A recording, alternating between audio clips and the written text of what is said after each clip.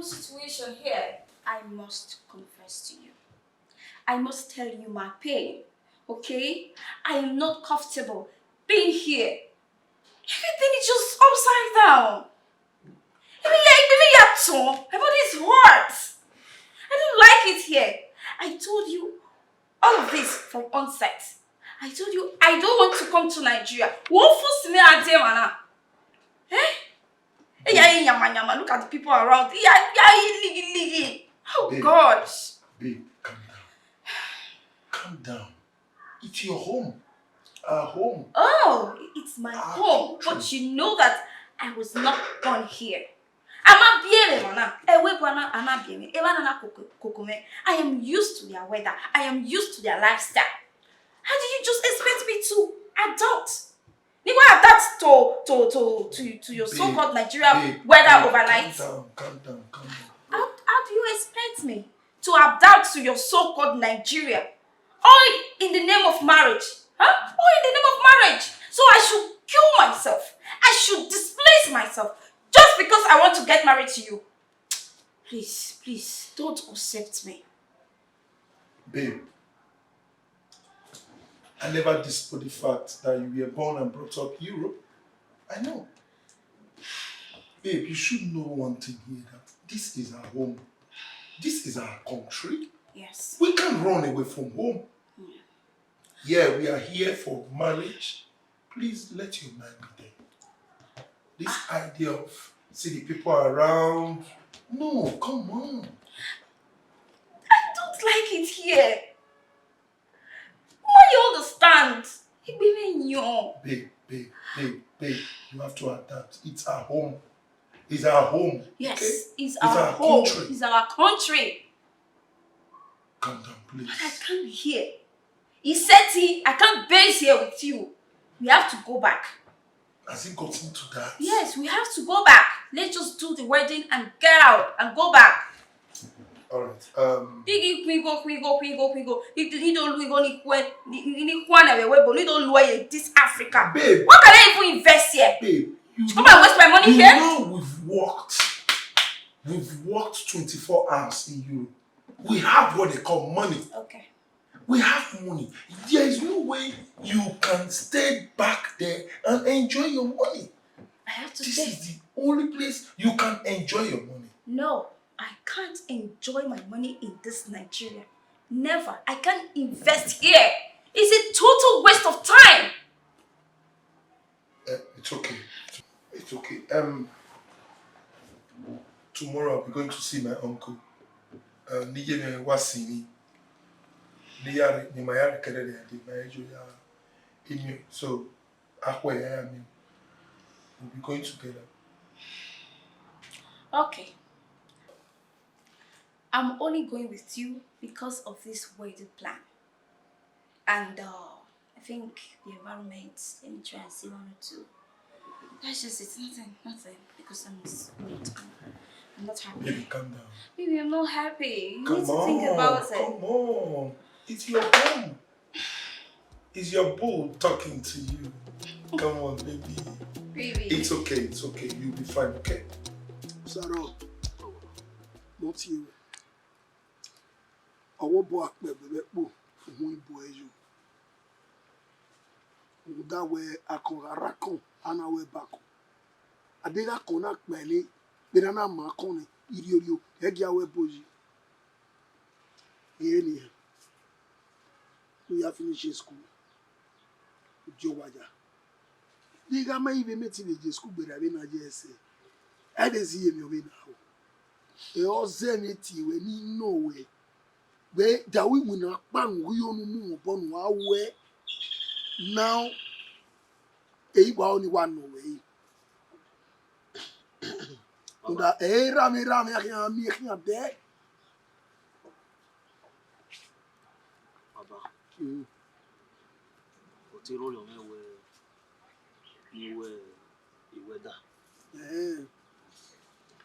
Mama, if you come here where we mean on time, you all got to an or a Bessie. Nowhere is so young, keep worry. When who can you with that? Jaga makwimano on a rope or that thing. I got one up there on a rope big. The guy is very keen on our wedding. Better. They have my agreement. No, me can have a more cost of a workbo. One on here. But whom you could give it enough your demo, they are moving. That's you. You know what I'm going to tell them, you're 20 pence. You're 20 pence. Okay, no, you're one year. Then you're not here. Or on a way, or not be again, no be again. Maybe I came out, we are winning what we give you.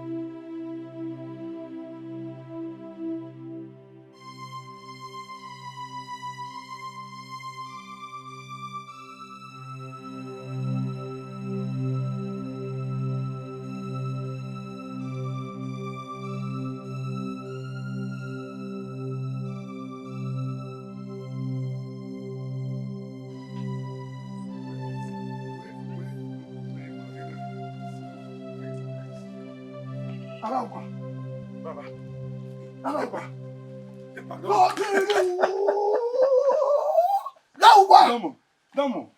Domo. Baba. Where are you? Baba, you looking good.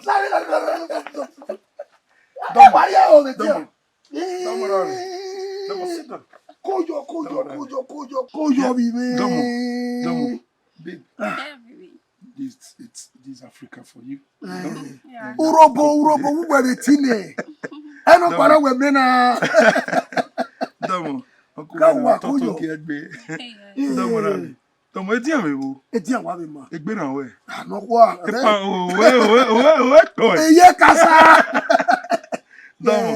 Domo. You didn't worry. Musolo para enu.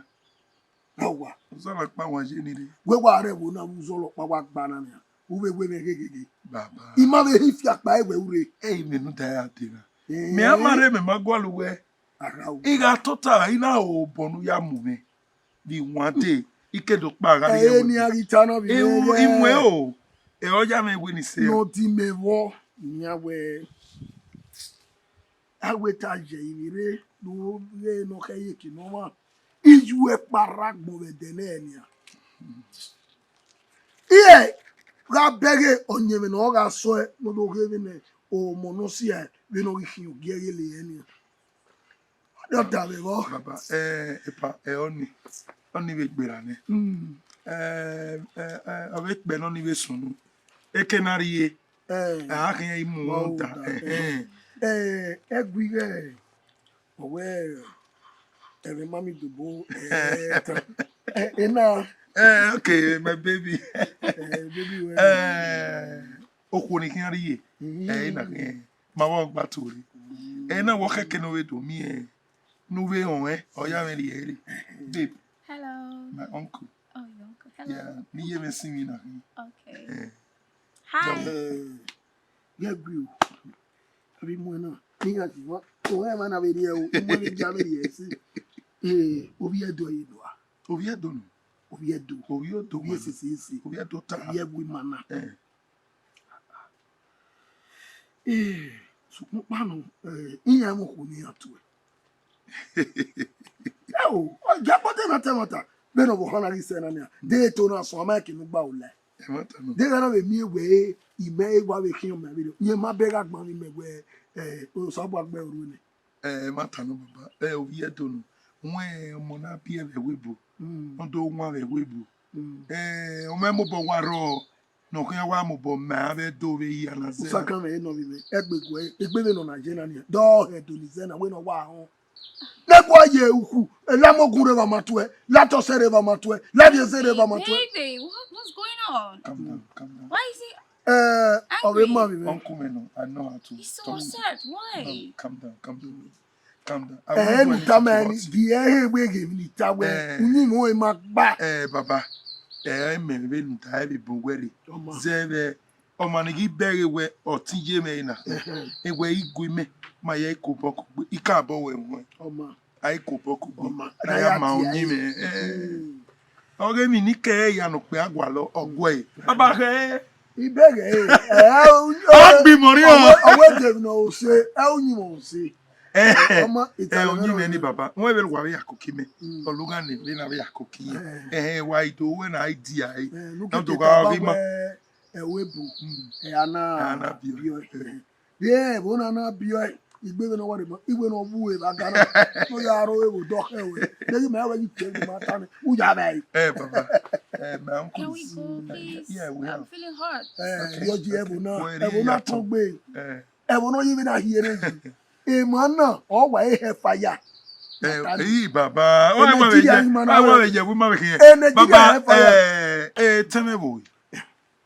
My me asin.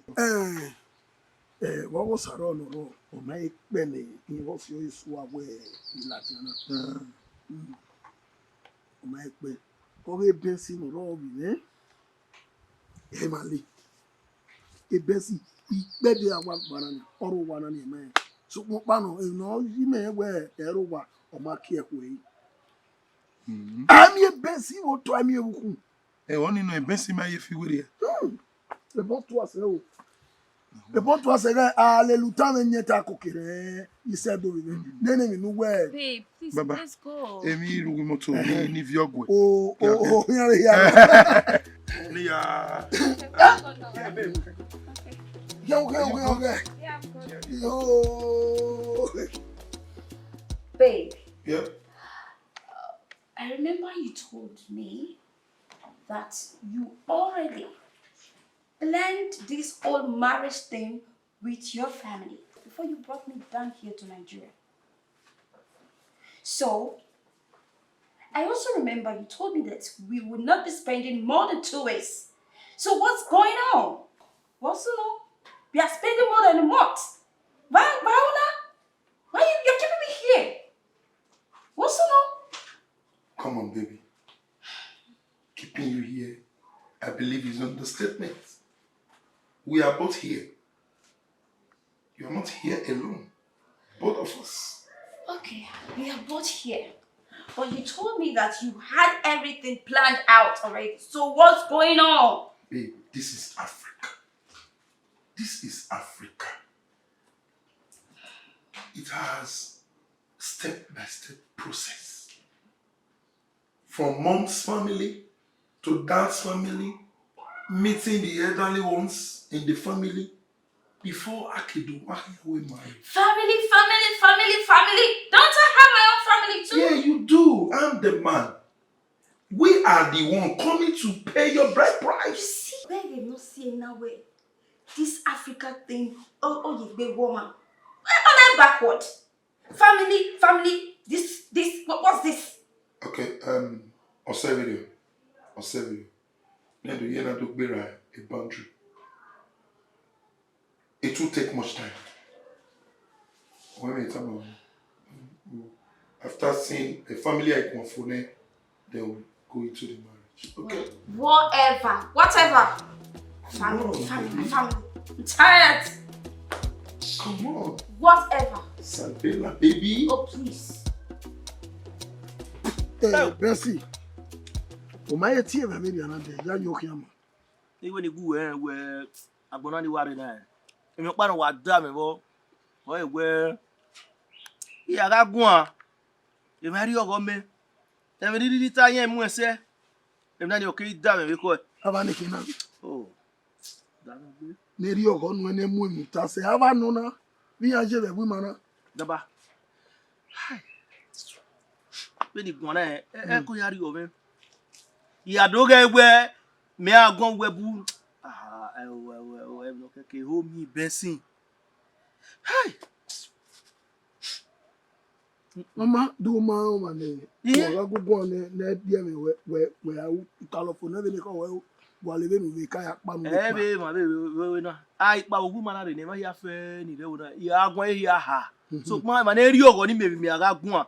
Na emu me se we keke wo teme ne kere saro. Waiva egbe no yiwu na be ko na e ko me kama we igbegbe won ah igwalo ma gbo aso kon pa no me we me mana gbo like 100 years in me hian tin so oda me ni agugwa mo teme le do gbo pa waiva Bensi iyonu wa ze ni yonu ma no oge nu gbegbo ani ai mi epo o ma se no fizi o pe ani wi yen ma na wu ni wi yen onu mo no mo ke gbin yen we mi ma be ku we bai maka me bai o ge igbo ma unu wi o ma ora igbere ai me o ga obi jugbe o kun ya gbo a o wo kan orun di me dabe o ko ni jona ya pale na o wo kan orun di me do isi o wa ki we uwo o kan la le ke uwo Bensi unu ba ti e we Bensi wa o dan me gbo baba ke egun ka ma we omo si na de na nata we ai lawo a o won si na de na naka we ona e na ya yu na ya gbo wan no me degbe na ya yu ani na ya gbo ma ne tepu ni e me de ma ho na ya ri jame bo ni awe na ya gbo mo de won no wo si egba na ka dan won okay da me wi ju ewu iju e ya so na gbe dana le mi ewu na le de nínú isi wa me ti we ya gbe ju ari din ubo ya ri ju ya gbe ju a so mo bo ki me bo Bensi na mu oda we wara ni na mo gwa no bun bo fa ye fa ni o ja me si egbe be de ri o igbe na kankan ugbe gbe do wa na yare do wa ni yare me na ru gbe la wa pale ni so baba ira su owo bo wa bon tagbe eni ya fe o inyo na wa nyo na baba inyo na we wa nyo na o se na me we uyira gbon de na urupo we na awe na no unupo ye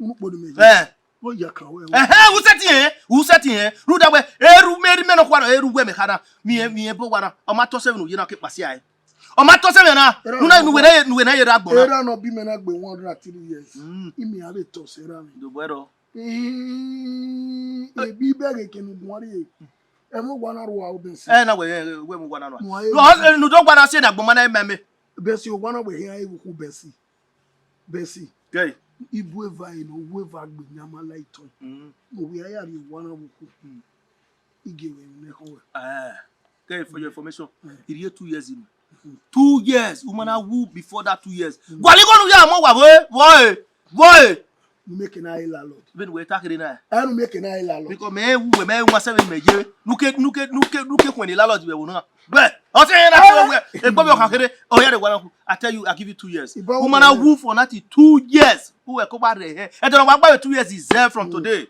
una ya aragbon better run for your dear life run for your dear life when ibo wo bom i oni ari jogbe Bensi mu je o mu je Bensi ni only time when I we 2 years uri eme meru ke vanu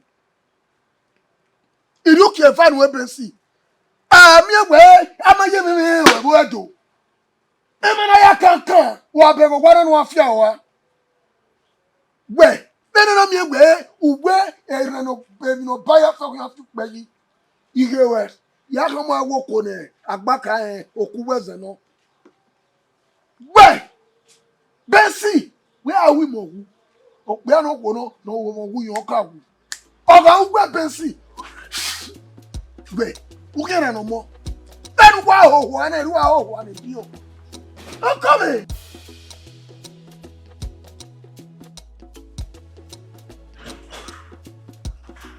Baby! I told you I'm hungry. You are hungry? Baby, yes. All right, boy. Yes. What's the matter? What are you No way. What? Yeah. Please, you joke too much. Now, take me to any fast food joint because I am really, really hungry. I need to eat. Can you just hear you talk? How long am I going to continue with this mess? Oh my God. Are you not an African woman? Can't you cook? Wait, I don't understand. No, and shout. Stop shouting at me. You understand? No, anyone are maybe that Konya don't find out the live. Yeah. No, And I don't do that, okay? I work so hard for my money, okay? You understand that? So you mean you brought me here to make me to suffer? Oh, I don't make me never suffer in Nigeria when I have my money and I can get whatever I want. Sabella, the last time I checked, I'm richer than you. Oh. So you can't come here right in my face. Oh, but you have money. You have money. When you are talking about money, don't care. I am money. I don't care. I am money. Whatever. I don't care. But as a woman, I am perfectly okay. And as a woman, you have to learn how to cook. I will not learn how to cook. Learn. I will not. Cook. I will not cook. Cook. I will not cook. I said learn how to cook. I will not cook. Nonsense. Whatever. Rubbish. You want to tell me? Planning. You go to a government that you have to suffer, mama. I can't buy one. What insolence? Nonsense. I will not cook. Rubbish.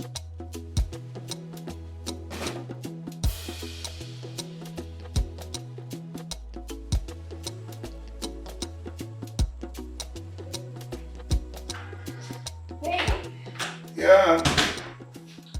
What are you doing? I'm just checking my phone. So what? Sir? Oh. So what are you doing? Saturday. Today is Saturday. Yeah, it's And I'm Saturday. making the yard clean. You know, every Saturday you clean your home. What are you doing here? No, it's Saturday. What are you saying? I mean, we should go and clean the house. Yes. Come. I need to put things right here. Madam, Sabella or whatever you call yourself, this is Africa. Europe in Imagewodo, that's what born Africa man. A woman, okay, we clean up. Who will clean up? Clean up. Come on. Really? The husband can only assist.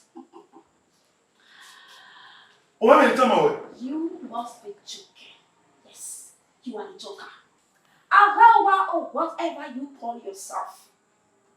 Really, time away. Oh, when we are in Nigeria, where does you may have suffer? Eh? And then Saturday, now the one they couple, I feel everything. Who will know when you back? That will not happen.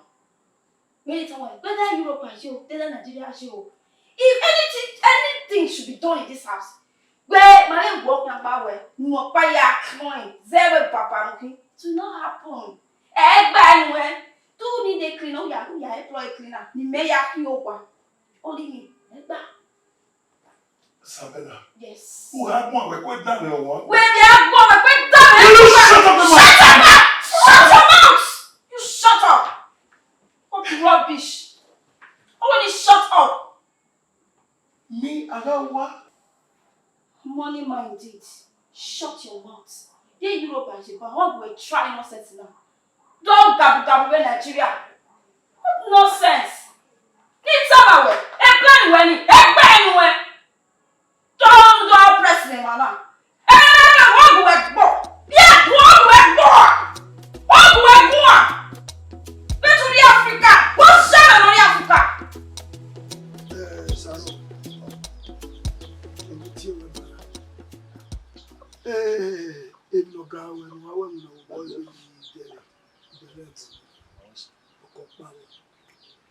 Now Monday, Our agreement. Owie ayatu no mokwe. Ipano we say umu ojo. E ga agreement no we you go. Okay. Rebesi. On a plan where why so every who and we be ato take isi kaka ho ewodo. Mo aka me we not the best o ma mo gbagbo no we wo ma mo egbe no hasi go lelu. Ultimate who was senior. Who have agreement no we were here no not John Aeroto. Anyway we mena everywhere we are. Ugmebe o ma mo gbagbo. Yari wonu abanu ya agreement ra na agreement no ke o gwalo ekino na ya si Morocco. Walaro. Wo ye kan me. Ni tira pa tigele kan. Wa mo egbe no ya dollar go we yi. Debu mo na be mu egbe nenu ko we ya nyagbo we. Okay. Wa. Walaro. E mo ki we no ke yan nyagbo yan na se sa ye de yo bodo. Yodo. Oh, debu nyama kan. O wa ma ze iton wa gbe ni wa we like eze. Iton we wa fifo na wa yeme. No ho ya ibe you wa me yo. E 2 years ka do no we nu ya re he o wa re. Wa ba bo se bo no ya agreement no ri ara. Wo akuri wa ya mo wa hu ewodo. Wa ya wete na tuko o wa ya kulu wa wa re do. Nwe ha ma we da. Oni o wi me na. You know wa we ra we no kwa no. Wo we bo kwa we ya re agun. Oh wo wi. We no da me no wa bensi. Ama ho ma e ma. Digi na ri yege no zero mo a unya na wa na. Omari ma tete go we gbe. Ina mo oda. Wa u ni wa me ya pe bo na. Tota ke mi bu ni we ai me nya to kan ma we. Iga mo oda we. My way my way face to face my way high bottle abo. Bra Besi, e ba gugu. Me and you my way high bottle abo my fi oda gbe. Bra Besi. E ba gugu bi ya. Iwo. Ah, so era power we nu ya tu mu ye ni me. No power yi. Saro, gbedo ya una. Ah, we the wedding machine ya gbele ni ukeke wo papa. Ike ka ba gbo pa wo. Wo gbe pa. When I say the next bu egun. O mo de e we kin. Dey era makama we ni ya bi we. Iye me bi me uke ha ka. Wa ye. O ma gere ya si. Ora mu papa we re. Ugbe wa ni. Me wo fo na. Iye ya ha ma we. Ona bi do. Bi o se ona wa gbogbo na. Ademe ka bu hu we nu we ona. O ma de we me ti gu egun. Gun egu baba na ro ogun a. Lu da we ko we ka mo we wo kere. Gay, ka bu wa ne 2 days for na re yo wa re. You see Pepe. Saro. Baba. Obe togeni. Okpara ni. Obi odeni obi lana ni. Obi odeni obi lana ni. Obi here. Obi ya si. Pero wa go about the taro no pa. So one okay kin we ni ku. One ni guy na. E tala mi ni talo bana. Mi ro pa we. Ya ho le mu ko. Wa dia ya. E pa de ba we ni no wa na. Oni iye na bio bose ka no na o ma ye ho igaru da e na lawe kemi na so bo baba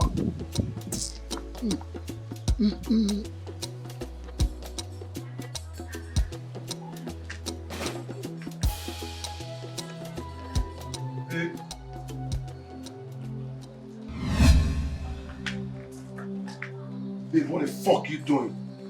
You started again. Stop all this nonsense. Stop it! I've told you it's time to stop smoking. This is Africa. For crying out loud. Hey, see a cigar. In Nigeria, You're shouting! You're shouting! Come on. Where's shouting Come now? on, when the S times. Hey, see a cigar. Eh? That will Africa, Nigeria, is not pleased here. please. What's it? What is Ghana? This is the only thing that gives me joy right now. This is the only thing that is giving me comfort. So please,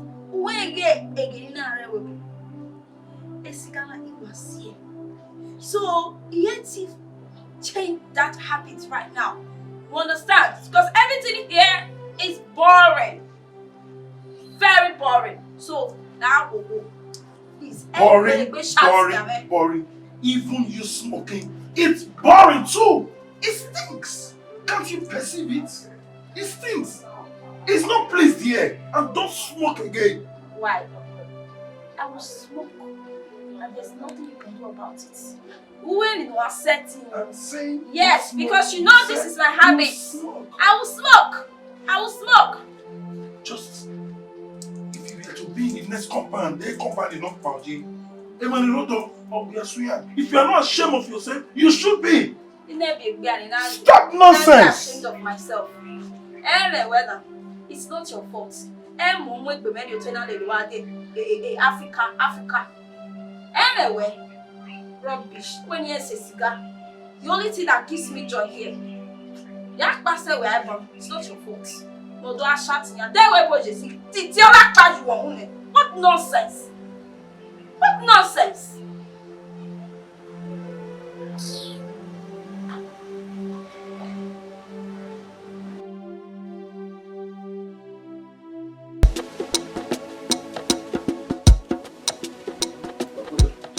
Hey, brother, come. Come. What was he? Osamuyi the cook. Osamuyi the cook. Osamuyi the cook. All wet cooker. Osamuyi the cooker. And it was who no do a live? Papa. What live I? Oh, what I live, Papa. Live I be. Any lie I told you I live about what you know. You know, you know, we're killing it. When you were 21 years. Oh, why did they kill it? Is it like Papa? Is it like where? They even work later and I'm here where I won't get to 2 and I have any bay. Here say, I wouldn't live at my yannick yai. Wamit. Iseka, Igbeka, every 1,500 above. Who will live at Are you serious? Only Iseka, only Igbeka, and I only hear it after 50 to 100 people. And you be 35. That's good. Don't turn your heart. Then make it after 21 years, make it better. That's good. Yow, Very major if I know ma, me like. If I'm a man, really. May. more really. Or I don't know more there. But what do you Papa? It never happened, Papa. What do you mean? Gay, I'm going more better. I walk you. Who will tear over Harana? We have a Guaguali. Took my carrier. It's okay. Even on soon. Ahwe. What day shall we be done? What day? There is no harm in trying. No harm in Shall trying. we be done? What day do soon? Afimariwa. Nibi yaga. So compano o venutana. Ugaje. Oh, marvelous. Mais non, okay, c'est va vous figurer man. I do get you Only the Emma where or can I leave perfectness. Don't worry, yeah, whatever, it shall be done. What's Osamuyi anyway? I don't know.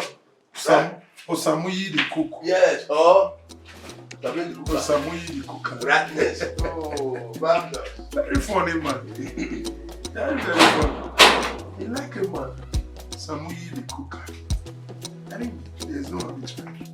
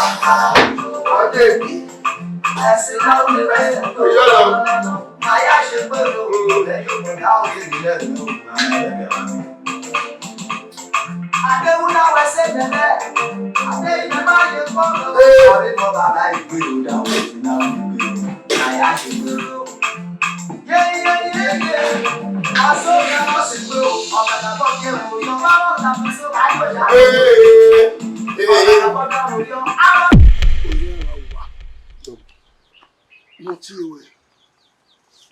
What do you think, man? I want to keep back with my. Oh, what could on the Isabella? Make it go away while you do, man. Where I sick baby about having a yard. He had bay in my own that away or Sioma or the Tamuma come away. So, man, I didn't know. Oh, you are retired. Oh, Sioma, oh, no, yeah, dear man. Who said, no, you won't move away. Who was no more power. I mean, vulnerable away. Well, will it be a moment? If you were serving with Sen, okay, you were worried or mobile or maybe or lucky, you were going to be 80 over. If I was in Matthew, Mammy and Sabella Taribu. Epa, ya kama wewe, oye na mi wetu weeni ni me. No sunu wo wime, Sabella na, wahala no wa, wa no me. Oye no mamu he no wa, no so wa no me. In fact, mobo, she's giving me tough time. You know, Tyler, egume nwame, egume ri ukpoto. Oma. Oh well, ikawa mana ahuna. Digana we mi Isabella ma be dam we ge mu we. Wa ge mi abe ge wow. O be mu a. Ne mo gun. Am I we only That would be very nice. you only work one. You only tell me everything abo. I ge bale ma be de. E ko me me. O a hi mi. Am I we only me? Oh my God. Ya we look at. Oma. What's it? Okay, it's getting too much. I don't understand you. Like, seriously. When mommy you want to employ, you employ that old man. Oh, the old man, he wants to settle it. No dollar but a pity me. They don't pay a settle. I need a house help. Yes, I told you I needed a house help. But not an old man. What's settle, man? Me mamu won't understand it. Ima wa figure out no wasunu na.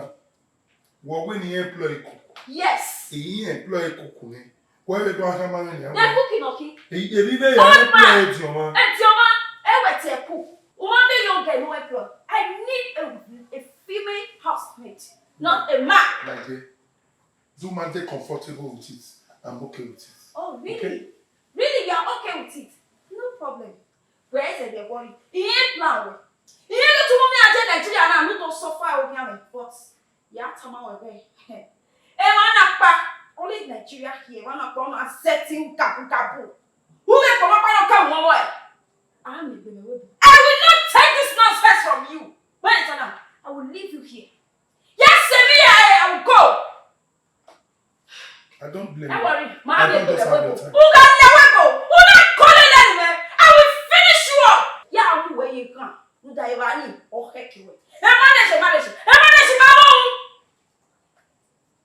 Go if you want to go. Who cares? Employ simple herself. Employ female herself. Oh, old man, that old carbon, not even mocking, not even me. Oh, you can't play me.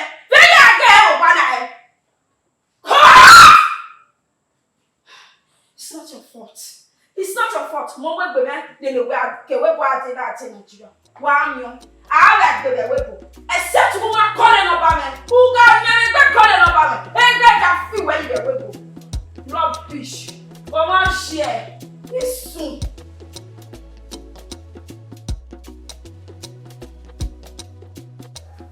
Osamuyi the cook. What a boy, Osamuyi the cook. Master. Iya we or save no soon. Osuto. Okay, says it. I saw it. It's going on of it. Wa bẹ̀rẹ̀ ni my own. Oh, you don't want. When my wife back, I will put it up. Yeah, but I'm not going on. When on down Mount to a saver.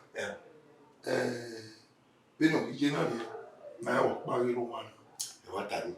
It's you and then it may eat you when I come away. Oh, wow, when I think. What time? Wow, Robin, I mean, there. Oh, Wopo, Eruji. The Vassiva. Any hero one, I do hear a liver. Even why I have one here in my walk back. No tell. When ma ever now lay out here, quite a mopo. Etemitane, so compano, you understand very well. My walk you over and I will see you. Where's the master? What? I don't know where you can have a then you can have feelings of things. You will not pass by. Yeah, you go back where you are. Keep about the answer. So, Papa, I don't tell my only any issue ball. If you are the other book, if you are issue ball, Exactly. Maybe I'm who I will say. Maybe I'm always say, give me where, okay, whatever way, or what we make our one way. We know we many. But when you have a cool, what's in all me with a real visit, what you have to what you know that accordingly one. See this one, I don't know. I'm more or less. You will not worry. Get here. Osamuyi the cool. Get here. Osamuyi the cool. I said it all. I don't know. Osamuyi the cool. Master. He like you every day. Come on. Go and sleep. Bessie. Papa. What do you want me to do? Oh, now I want me to go to him where you know, even if I don't come over. Eh, go away. Already know. Eh, who will put on a UK here and here? He would do the you know well for Indian way. 2 years of grace in Indian way. Eric Papa, who is you can wear Nubaku Ramu Reno one week after where your former house. Would you go away? Bessie. What? Bessie, every where is it? Oh, whoever you get back, you may need pass on. Where? Bessie, I'm going to have a run of you where or Yaguno. Make a no way, never knew. You may have a minute bar. Uti, Bessie, on a Kenake, Mubos, on a Kenake, Mubos, Bessie. And all young white, we be an area, then you call it dinner. I love one in Banes. I don't want more women. More women. He will tell you where you book by wearing it. Nothing my Gaffia. I haven't a year now. We will go at Debby. Today. Or Biliale.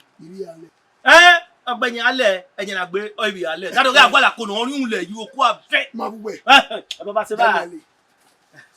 Hey, Papa Bessie, for 30 years. Bessie, 2 years is 2 years. You better buy a Benya. Hey, come on, wedding now. For your own good. I mean, have a way. You go up. I don't know who you are. No problem. Yeah, you will live. I talking about what is you.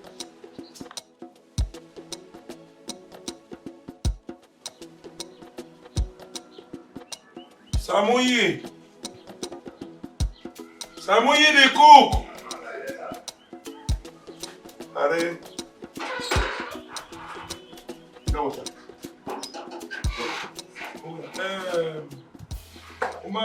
where you don't want to live. Let me go more. For the table, the mother, it was your on the other one. Man, I don't know what also. Whatever, just let that be. Okay. You know, soon when you one walking a Jackie, I when you go making a Jackie, you are telling me.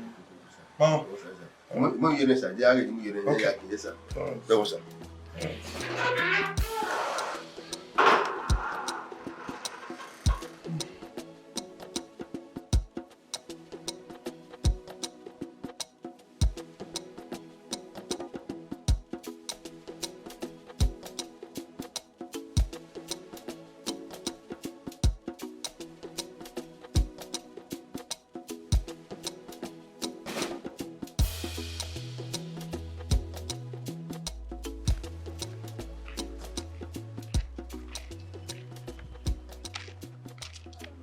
ọmọ mi ayé gbéra ẹ.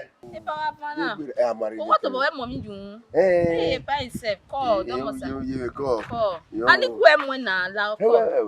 O ba worry. Iye tí we mi. Ala o e worry pa. Mi mo mo se da. O si we on no. Wa ko me we boyfriend ya. Mo na me wa boyfriend do play, eh? E get to play, eh? Yeah, wa play. Mi ro ya fi were gbe. Now tell you, and keep playing. You I wow. We see no we boyfriend di roll out everybody. We era me we be kin like pa. E boyfriend di roll out. E taking to man when you na me na tell you play. Wọ́n lọ pẹ́ lọ́nà you bo woman. But I'm buy with maybe my you need to. O te you bo me o. Yeah, we money they carry my boyfriend. How do I play? Mo go play. E pa e to ni gbe mo. No na play we. I play we pa. Na o go call. Wa play we pa.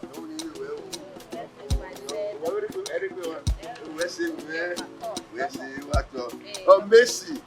Yeah, I want to play, man.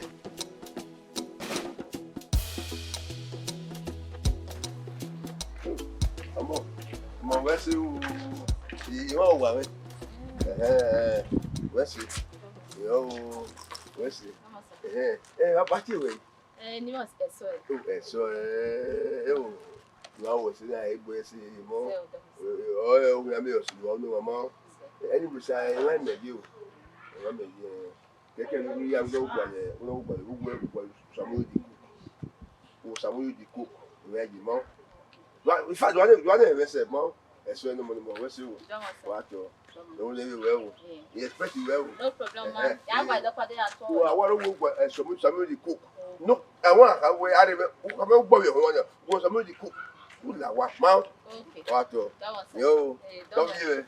Oh. Yo.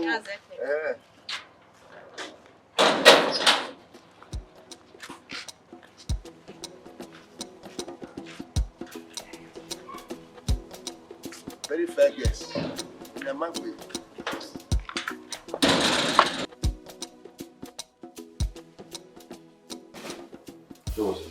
Osamuyi the cook. If I am late, okay, really. What's up? Okay. Don't worry. When you kill the man to go your way. After 21 years.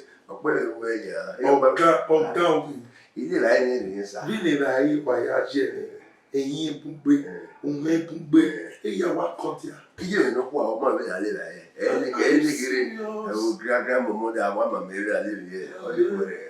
Ó mẹ àlùkò náà sọ, ó wà bí wọ́n yẹ ká mọ́ ẹgbẹ́ yẹ ilé la yẹ mẹ́. Ọwọ́ yẹ. Àwọn ètò ìkìtì ilé la yẹ. Ìyá yẹ kò rẹ̀. Ilé wà lọ.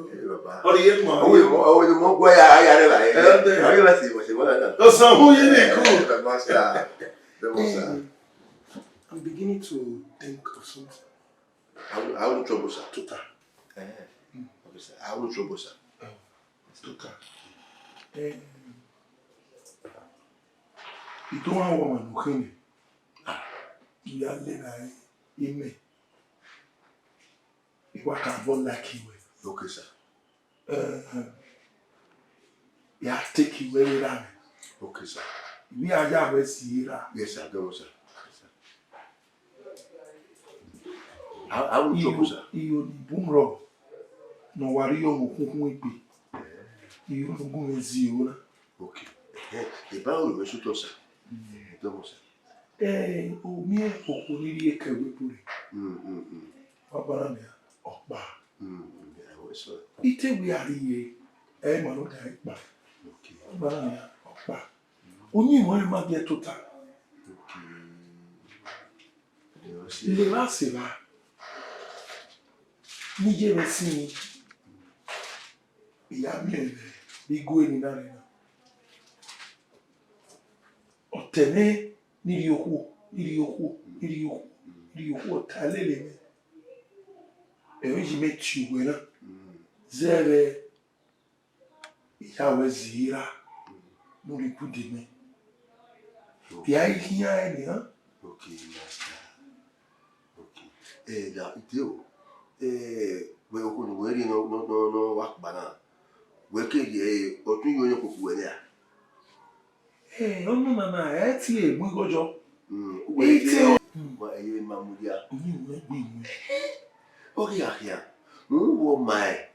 Ngani me yare ni ya de kwen, no yare me ya osave. Ni o ma di yo yi. E bi bu wa gbe. Ina mo le ni lai. Mo po. Bo ri nu ezere ha me. E yo ka mo we no pa. No ka me no pa. O ma fitu ya to ni o ko ga bi ma we. Wo ma we amoni we o. Ge ahia. Eni go yo no we we. When you did what you say, Yera, and you have to win the women with one of them. Don't look bad, you don't feel it. I will, Kiaka. Oh, well, any if we are fair bad, we are fair bad, we are fair good. Well, was up while I was this no only way, okay, we are here, or what a work. But what they feel you are a young money, or what in it? I can't go up all kind of go. Mount the Jotigo in here where the memory go. One more year. You have to go or worry after or go why I hear or whatever you get. Yasmin, Mogwema. Ah, no, my give you. You go anyone, or worry by force. You were only by force. And then we never have away, everywhere, not to Mount. You didn't matter how you woman into whatever. Look out, no, not by the article on your way. Wesi. Ma, Wesi. Bagmo. Wesi. Bagmo. Uri omi no te wa kwati. Wari uto. Bagmo. Wesi. What to be mas. Oh, what you me ba. We wa fluently. Osamuyi the cook. Wa free bu. Osamuyi the cook. The master. Osamuyi the cook. Bona take back we are. Ebi no wa me ori oti. Wa mu gboto. E wo na su na Ona da padanya. E bo ni ya mo e wo. Ile la ja popo mi ya o ya popo o di la je popo o ya gba me kwa ya o kwa mo ni ya kara awo pa o Somebody the cook you are a bad guy. A bad guy, okay. We bad man. A bad guy. Okay. Ba me kwa gbe ye ma ya de ba ye for justice he preach a focusing oh master my master oh focusing for me. Wow, this is lovely.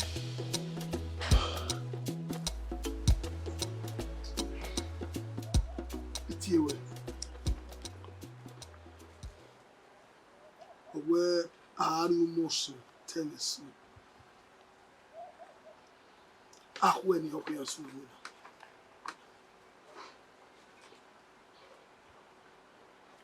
And once when we more no cow war. I add one coat on a master no man winner. No giver, a man, a woodova, one on you. No give have all be there. Can you came in a renew Simuna? Tajo Bob we call. Oh no, when winner, Ukiene, a also for said. Ukiene kekan, Ukiene ba, vary. Oh, eh, in using a yard coming a neighbor. I believe in love. Oh, no take agreement there now. Honor and winner say a senior boy I had born my by one is a boy and Peter were overtaking is allowed. Overtaking is allowed. No more years of me, a cow. Udamiona, if no, ya will power one or why sitting no more job. Or one in a fool's paper. Ellen look super time boy. Ian if you go with singing on our way master again, we had you boy away or women away at the bear. I say, the master man John A. Or in law, I came here saying, they're different. A corner for a master man on a senior way. I had no mamma. There, video. A John Ma, the old man you need you. Urari suona gba muzole fire muzole hane. Ya suwari iwe ba afano. Iye te weni wa be suwani.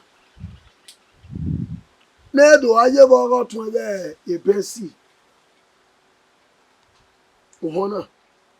E pensi suwina no ka we de no so e suwari iwe ne. Ya iwe ne okpa ware ogun iwe na esi wina. Iye ha. Iye na gba agreement ni pensi. Agbene be kinana we yan iwe si we refrigerator woni ya wa we na neat o ma gbe de aba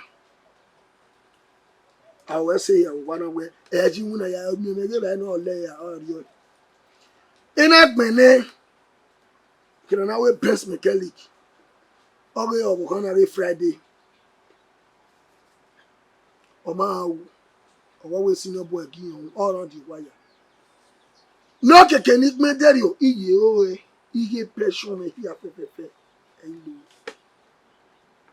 na mi ya ni mo gbe una kuwa be ku be na rin o wa kwatun udun wodo ma kwatun udun wote kan iya ni zijo ba wewo lo ko mi sibe won na ni an ewe ni tama wo be bensin oro me ti aye na bensin o so lo gbe gbe aye me ti aye na bensin ni me ya le ya si mo ko awa mesi me bi ti anyi be ni yin so gba we mi do ìyẹn ti yáyé gbé gbé gi àwa àwọn tí bọ́ nìrè. Nínú tẹ́ ẹ náà ni ẹ̀kọ́ rẹ̀ rí ẹ̀rẹ́jọ bóyá bẹ́ẹ̀ kéré ni àbẹ̀ yà mọ̀ di àná ẹ̀ bóyá kí ìwẹ̀ mìíràn náà bu ẹ̀ ọ̀gá wẹ̀ náà kà mọ́ ẹ̀ wù hìyà rẹ̀ èmi ni wọ́n yà sùn ìwọ̀n náà ó bọ̀ wẹ̀ yà wà á fìlẹ̀ wò bọ́gà wẹ̀ bẹ́ẹ̀ fìdí adẹ́ lẹ́nu ẹ̀. ọmọ ẹ̀dẹ́ ìkẹsà wẹ̀ mọ̀ wẹ̀ yà ni ó họ̀ ẹ̀ lera eyo to wa mu le gbera ya ibi e tupe ya iwo le yan le na se oru kete ibi go ye o to to pe ama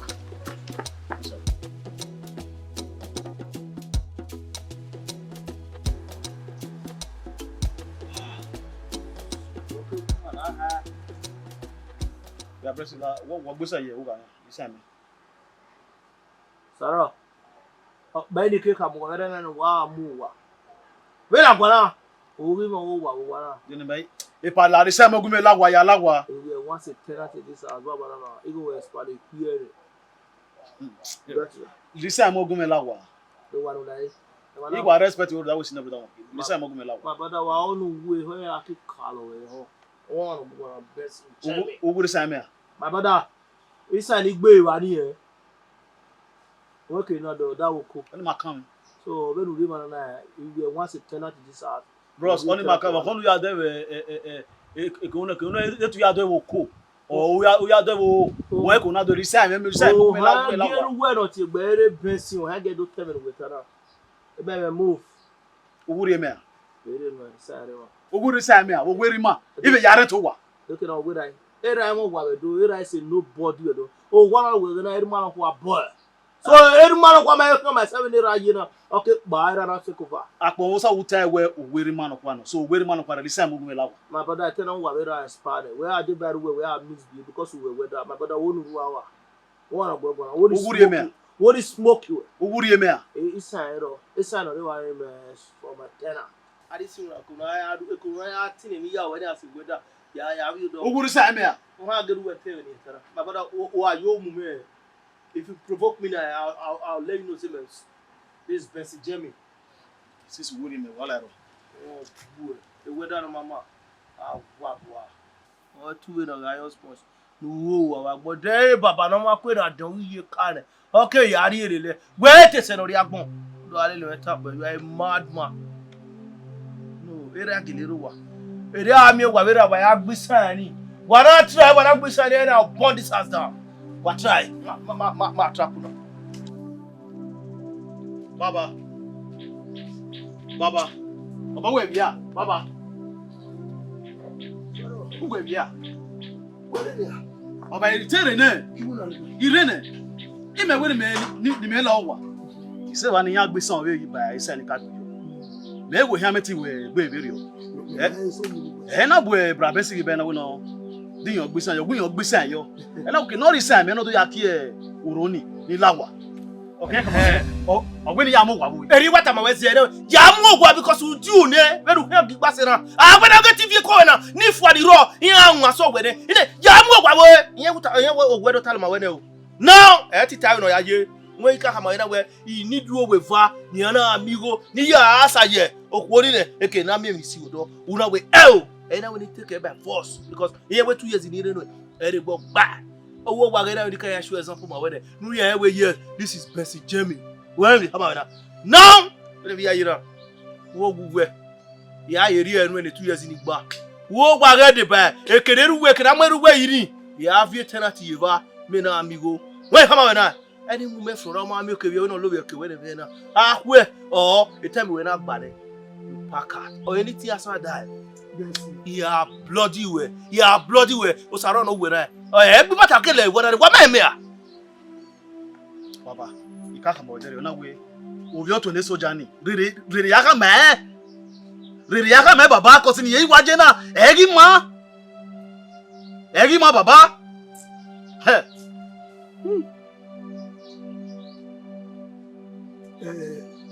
Well, Baba. oh, honey, no captain of that. Huh?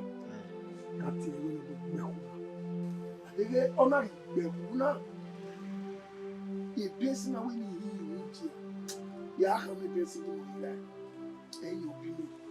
Daddy, now you're born to walk out, I'll get busy. Only matter you, my woman. So, do one the night when you boy the or you person. No, not cut off or kind of one. I'm a call. I was in the city. Bossy Nigerian. I can't bury you to on. Oh, I see no mommy that I have over to a year. You know, we are bomb up piano muke. I am born. I am one. What is it? That's a little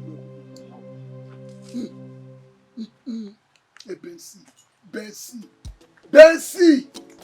Mama, that was going to be our cook. I said, we are.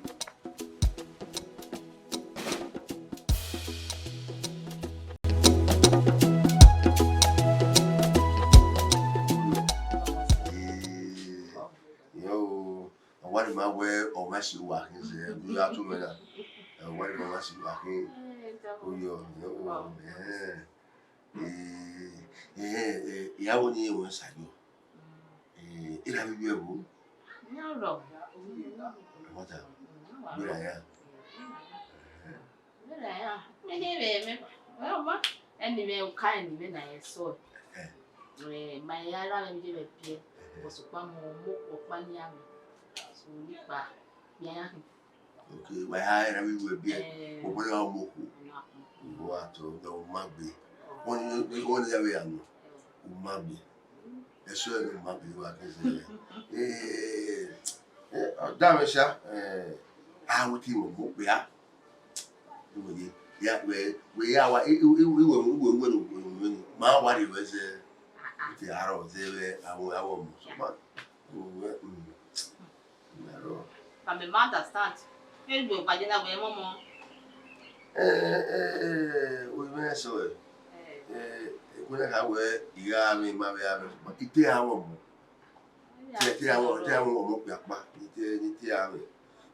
When you are big, you know, it's your name. Oh, you like one now. Are you on now? Mokume, I am a time with the hour to make a mokume. I won't ever have a mokume. I am a time. Every time, so On my pa, my baby, women, everything. Make a woman working. Where does it not to toy again? Oh, very well. I made it away. It time my time with another or so we have to give away. It I think. Ah, whoever yeah. We went by. Even you were. Let's put it there or moving me. You know, Manare, there, marriage me a man banner. When you tie it up, and we were damn it. I would think of very cut about. It will mad with me. We go in my what did you have to? Ah, Abiro wa go. Kuyo. Mawuli. Pardon. Koyo. Tomo dia. Dia wa be ma. Itemi. No wa oni imeya o kan ya gba uzo lo pa no. O saro ri mu na. So imu na. Oso mu na ne.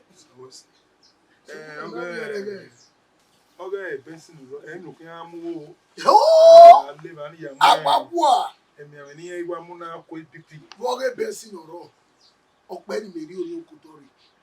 Any person me ti me de. Any person aya me de. Ikokoko isi ewa. Iri bina. Baba o. O me o se mo pa. Ìwé àrí community of him. Mama mo tó pa. O tó ni ya. O kì í do ẹni òwárọ̀ mọ̀ ní ohun tí o ní tó tó ní. Alekeno jẹ́ ọ̀tí wàrí ìtẹ̀jọ́. Era mẹ́rọ ni, ìjẹ́ mẹ́rọ. Níṣẹ́ mọ̀ náà nítorí ẹ̀. Nígbà mí èkè náà lè lè mẹ́. Níjà kẹ́ jẹ́gẹ́ kẹ́nà jẹ́ igọ́ dẹjọ́ sí. Ní mí èkè náà àṣà. Ẹ̀ náà wẹ̀ ìdọ̀tọ̀. Yorùbá ṣe náà ìwé ìyẹ́sì.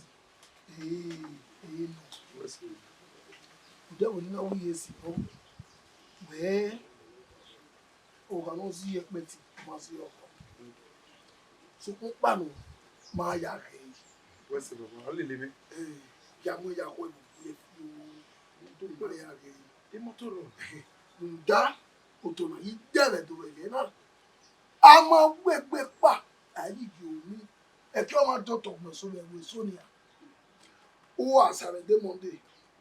When you went on work, I over the Friday, or my baby boys in the 10. Are you serious? I watch it.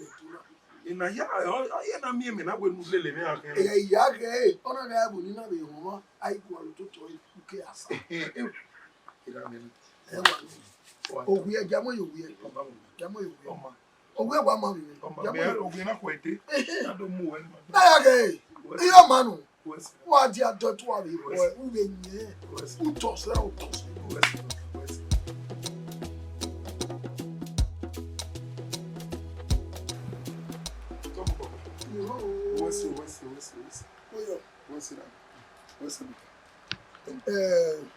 Bàbá yìí mi yẹn lè ọ̀mánì wà wá àṣàrà kú ẹ̀ àwa àgbọn àwa àgbọn. First thing tomorrow morning credit. How a block a vibe yo. Where Ajay Amani. Ọwọ́ ní wọ́n bàbá ìdògbò rẹ̀ dẹ̀ ìgbà ìrìgọ́ nẹ̀nẹ̀ bá kú ẹ̀ ní.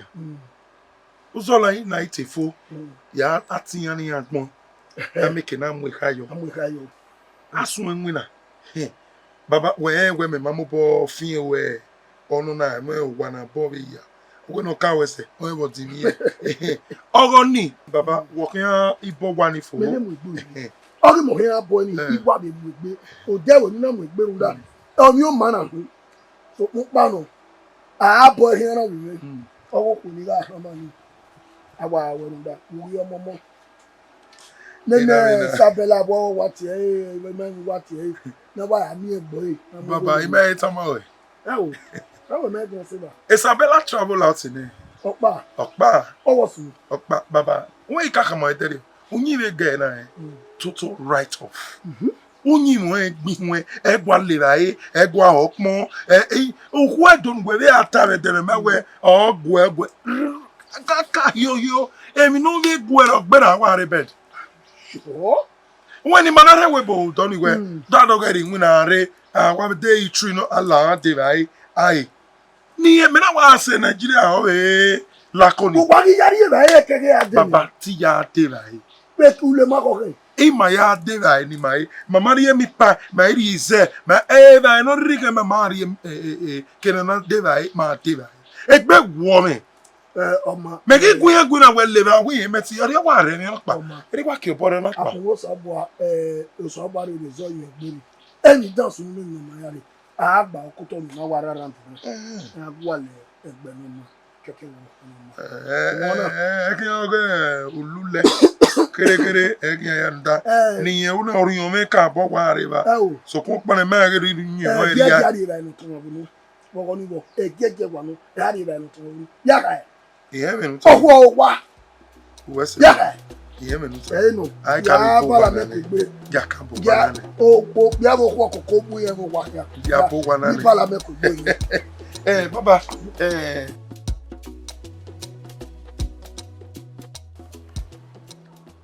So, only good you were. Every water, I know now. What's the money I want to?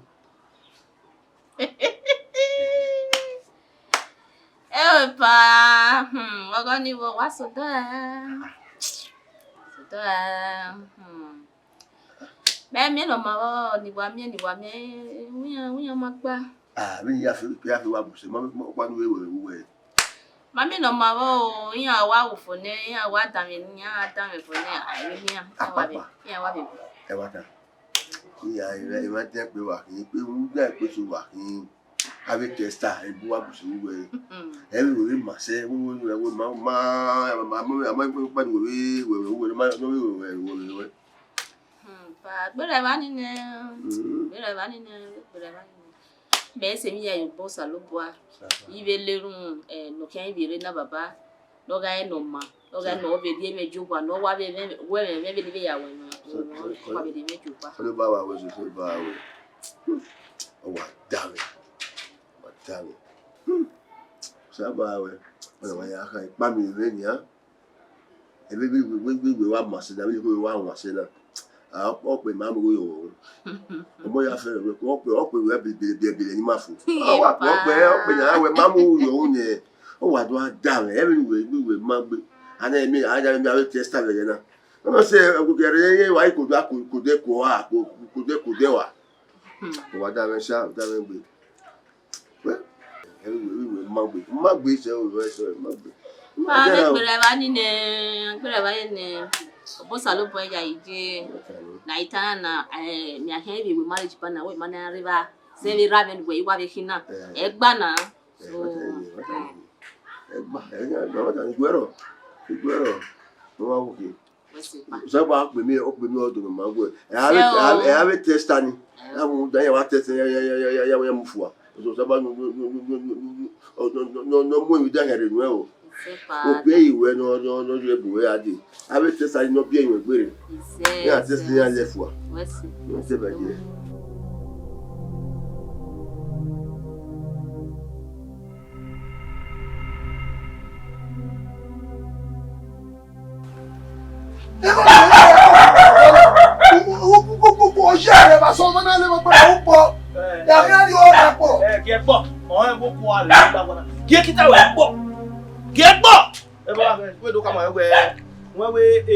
deal my way no sign you to wait 2 years okay had the hair when are or you give up now 6 months or ike we loan about take 6 months you know you come away if no see now when do remind you when we there you know where you have a year a soft landing where yes we no one but who we family wani if you tell that you me na collect you go that be woman na ya David si hu e wodo you got the name o e go ya mi get that the room if I wanna mass money to go pay all those bills where e really name eri wa you we family awe now we do come away where who do beg tenant ya ka do wa na where you see here that why e be gboko ya na ata who we yes Bessie Jamie mo we come away now.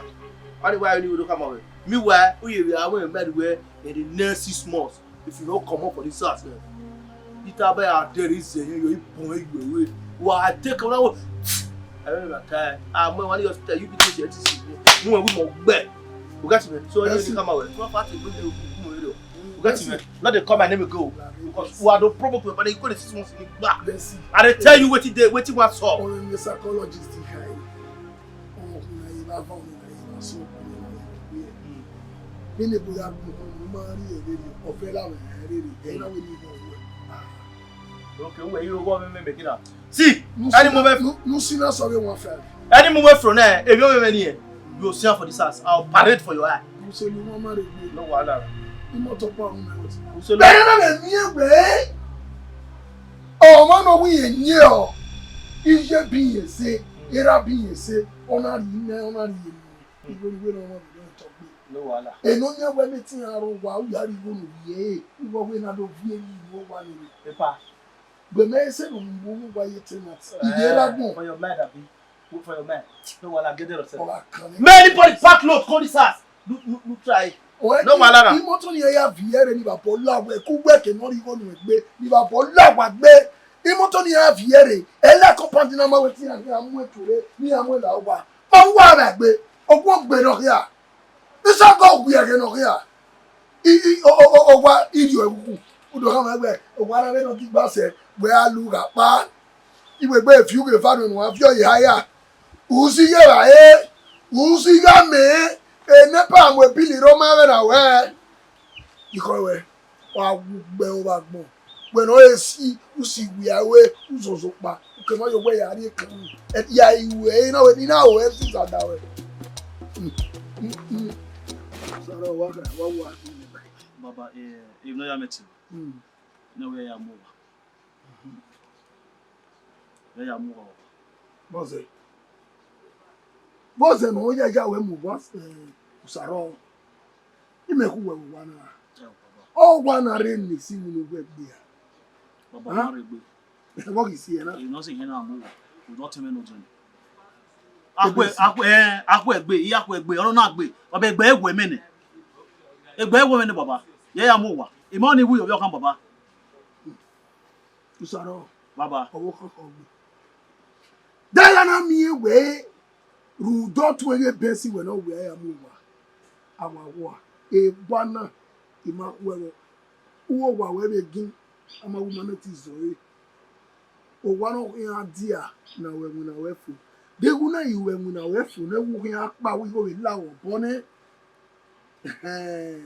iseti we oma we ya mu o wa no mo ko so bo we gbo de la we besi o yo han mu we ama e bie besi 7 yo ama e bie besi 7 yo agbere gbe me ti bie 7 yo Uda baba if no ya meta we ege no we ya lawa ke no ya lawa he o epa o this stop ma do baba na we iya we me baba egbe egwo me ne saro ukoko ti aso we ne bale meneru we ne besi ro ye dedegbe o re ti aso we emi ni kan gbe e besi obi egegere ni ana mi e besi we regbe popo wa na o temege obi amakwakota obi amakwakota ne so bia eyi aka ma no fi wa egbe iye ibu besi ade ma iye gbe obo ye gbo we iye ga gbe na yin agbe o ku yo to iya si yo pakin ni yo re pe ni ta yo je bi yo je ba fa yo je ta we uma we na funi o wa na gbe na pa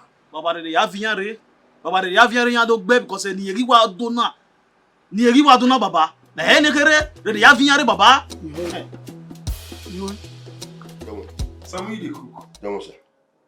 We receive a lot. Oh, if we make na Pay when. but sa ki me gba sa. Today is 20. And I 20. Pay when. I just want you to be okay. Just like that.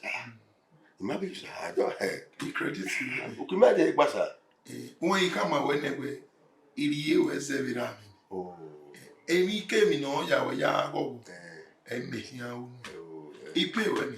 We say to na we agbon no aka do ni go ma o ba ta we ore na mo no o ke we ma o we mo de me serve it. Oh, wa tu baba we say. Baba de ya ge back nya ya mo o gbe ya dollar ya ka ma la ya ri me wo back ya gbe Osamuyi the cook. A bank in the move. You gonna send your account. Then no you send the account. Oh my goodness. Hey.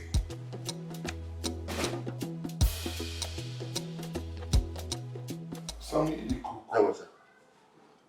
Koji. On your pa. They were me and to That you me. for 4. What What do you no but I saw for me. so what a lovely name. So that's Ìwé òkè wà ìfájí ẹ̀. No, Tẹ́gẹ́ òun ní gbọ́dọ̀ ya mú ìgòjò. Ìgò pò ní. Ó rà rẹ̀ lẹ́wọ̀n ní àríyé wà ní wákàtí Imwego nothing. Master. Oh, master, don't go far. Oh, master. You are too farless. You don't, master. Okay, oh, you want no. What do you want to? Oh, when? Oh, you want no. What do you want to? Are you serious? Oh, my boy. What do you mean, what do you mean, master? Oh, my boy. She's beautiful. Beautiful, yes. You see? Okay, one. Apart from beautiness, you don't be young. You don't be young. Well, You don't be young. I'm not going. I don't do what you mean. Yeah, about it. Yeah, true. Only you may see how apartment you look. They are called the Torah or Mel. Yeah, we want. Meaning one like a sincerity one. Uga uno ma weri But they are seeing we may have to win. We do what? when musu nemwengo nemweri ya onimyo Master, one like a when nemwengine cake in the retire. Oh, what? Don't go. Ugmengwe ika newe uate ono weri nemwengo iga onimyo Make you put it there. Oh, we made a way and you okay, what happened? You want to so the Baba, they are never. Osamuyi the mastermind man. You man. Pardon. Cookie where Yeah, I sent for you. And you won't allow. What's your way? Cookie matter on my billion. And you swear. I saw it. What a beautiful name. Yes. One. And I don't base here. Base here on Tijori. Iwa me no power Idowu Agbes So company mo in around my cook. So I did a little investigation about you, Ogumekwa, and I went on there in so na the last you know you are a beautiful girl, Mose, and then I just want to ask you out. You are up to my standard. Okay, they not even understand because we were tana. Met them your bony. Oh, I be better one me now. You hear the money and you say, oh, met them your boy. Upper wayaking. Oh, I walking. Maybe you have been never go now. Yet that's in your boy. Wonya no worry emi no kuya ya ita. Zere experience nula oja with time. But I am allowed. I do whatever I say.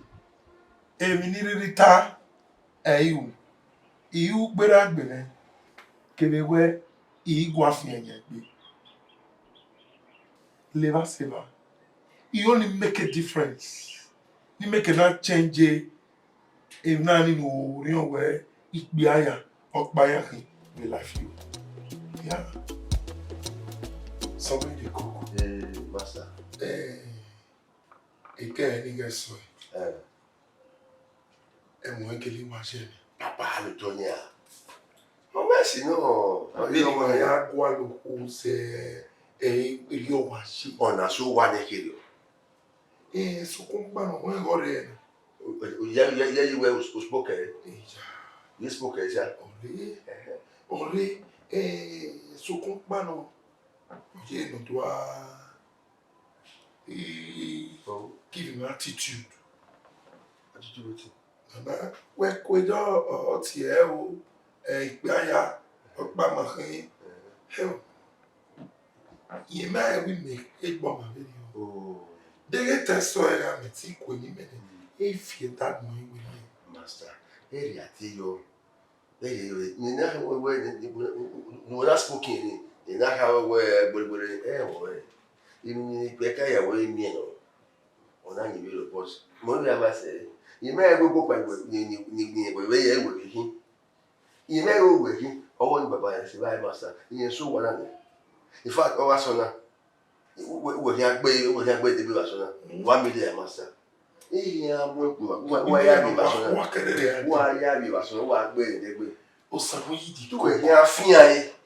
Osamuyi di koko. Ku be ya ye di wo. Osamuyi di koko. Me ya gboro ku ye tuke. Alala.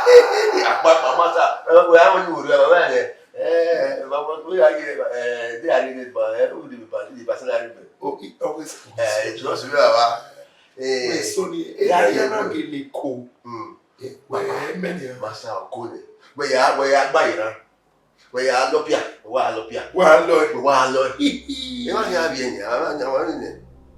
Osamuyi di. Mata di a je ke ma pa je wa. O ya me ju gbese la. Oh. Ọmọ náà mo gbe e ni gbugbe na. We ya gbe lopia masa. Ọmọ pa la wa na. Ọmọ mo ri bera. Talk of the devil. Hey! Sa ala popo na. Baba. O ha ma mu gbe wa ni be mi ego ni me ri o kwa se be etena ti me. Iya wu gbe na ka me we ni are he ya na o wa kule e wa de. O dewo. No wait a minute what? Me o mo piano ku wa mo to aye. Hey! Yari e ya mi mo le ba ni. Hey! Sara madoge u ki camera ni ha. Ya yo bo be tisi ka vera. Take what body. Baba I'll cut you. If you are where? Bensi. He kalo where? Bensi. Piano wo boy. Ya mo piano. U ta we o we ake kalo o we ake kale no wa. Ya no se mu se pino. O ka se mo gba hu na fo. Gbe wa baba se bo. Ame tell that you go there. You go no carry am here. Who turn again? Yes, 7 step any no now. Baba shift may of God no come my body. Shift over there. Mama daddy now. Why don't we make away see that we don't feel. Mani bi e do ya pitan we. No ri enye on ni. Yes. No when you do do. No mi tenant go ne na yi nya wa. Of you be go no mi tenant ye be tenant. Bẹ́ẹ̀ni opianu ta yina. Oge no ihe mo ya afi o. Toge. Ge pe kama we nda igo me mi ani e me lo eni ope. Wo ku ni ko wo heri gian gian. Ihe mo e mo to je me na we ni ya mo e. Wo wa ni me fi ti ani abo wa na. Da mi e ke na me mo to me. Better. Iya be e. Iya iku. Let me hear you go no ni even it today. Oge no. Wa ba we se Buhari sa di you ya bi do abi you. Buhari sa the family you.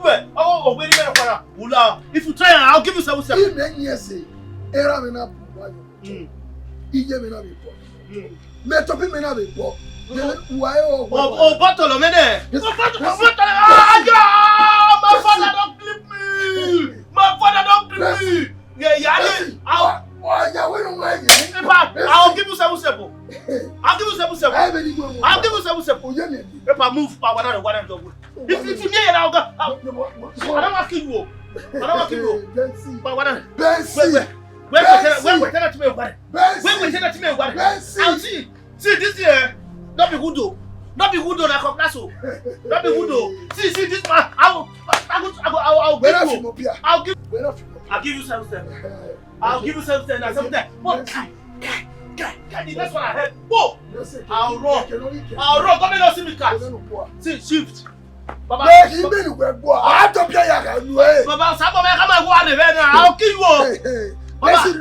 I'll remove your head though. Baba, I'll remove your head though. Baba, see my hands in flow. Baba, I'll give you. I'll give you because I'm my papa.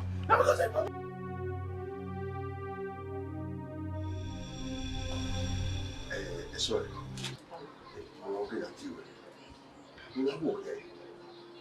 Oh, where you me actually in that? Who will you say with that? I mean, you say one more. Even your mother, who look at you, yes, you that all. Huh? The person will go away and you never I have never how never like that. Do we go to that ain't taking that you any. And when my men now, man, when I good girl, so beautiful girl, my woman out there, you may well marry. Remember, I go over dog, but you go boy, I wear the key where I do. I know why. When you're spooky, way, okay, who are you, papa? What about you? So, this way. Do you wear that? Eh, but do more, but don't want to go money. Go yo. What's that? Pablo, me kata ma we getting na. Ikpe yan lo me gbene, yan lo me gbene pa. Eh, o worry. Ogu me kwani. Ibe pege we o kare o no mai. O ni me chugbe yo. Remember ya ya ko pa ya fi mo ba ki. Abi ya me no we. O na ma. Ibe wa ro na ku do su to we o ma gbe. Ni ka je we dey dey we date me no more or we me we play ni we me ha we na bo yo. Ero ya. Ibi ya ga me adi. Tupo pe na me ya ma da me ya pe se wo o mo me. O me to use to eat. No we dey o. Wa me we e dey ari wa ji me dey so. Ha? E ma be yo. Pa. Sebe na ya we sera no. Na ya we sera no. Oh, we are mama. We dey ma if we you worry. Why pege you ya ma. Ma te me dey. So mo e we mo ya ji yo. Me keke ni te mo ya bo ku yo. Ha? Ni ya fi ngo ja bo wa we. Me re ma pa me re ma na. E wa ze gira. E me na ta mo mi ka bo re so e me. Let me. Have test ani. E na gbe test ani. Ona me go. Awe sure. Ike no me go. O ma Ba yi ba ka awe sure. Ni we ma gbe mo di la ni. Mo ni le ni ki apa. Ha? Okay, me wa su we ni we o mu ki apa ipodo mu iwa we na me ni me ri ze mo iku to la wa to e. Come and entry the house. If no mama we o ma we to you, ma. We die. Oh, I come e go mo. Wa ti mo. We me we dey e go no ti we wa le iwa e gbe. Ma. Sleep here, ero e fi o wa e go ni bi afe ama mi ma. Efa. Ye kege fi aye go ga mi we ka. Awe no, awe re. Ya re so e. Mo dire wa. Mo. Am go wa ni me re ti ari o. E so e ma o. Aba to mo. E ya ma lu de o.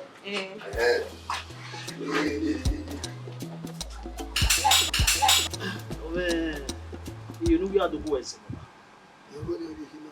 Ove, o te me be basic. Okay, ori besi. Ori Baba. Ni wonu gbe ni mo je da gbe. O da we. Be ni ri wa wona me dey like yeye baba. You no wo era wo bi o. Be tie nu no we. Be yi wa gbe da we kin aye na. No make na come away. If no you want we work no ya. Work na dey no ya see moko. Baba. We are never base in the lake here. Hey.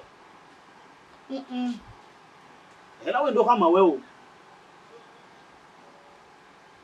Ibesi mamo igbago.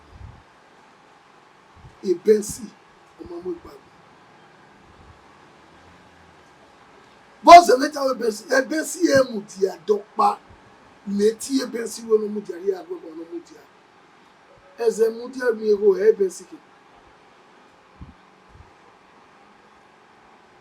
Eze mu di mi ego ebesi ke.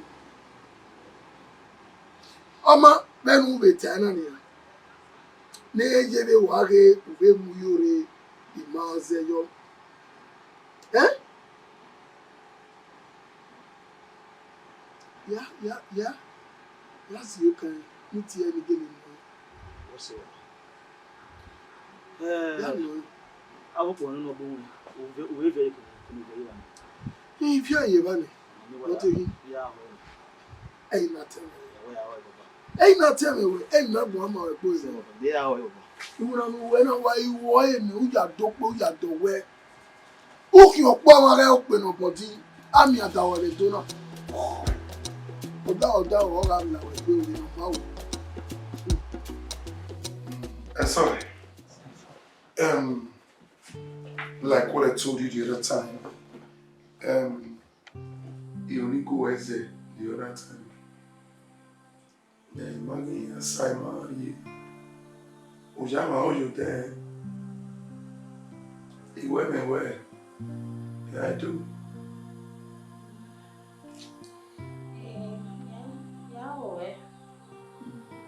Does it mean the cocoa never go anymore?